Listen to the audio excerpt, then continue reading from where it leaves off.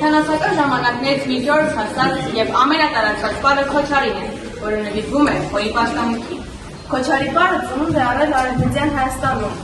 Բառի ծագումն է քոչ ոչ խոյ տարեդարձությունը։ Խոյի պաշտամունքից է առաջացել այս մեծ մշակութային շերտը։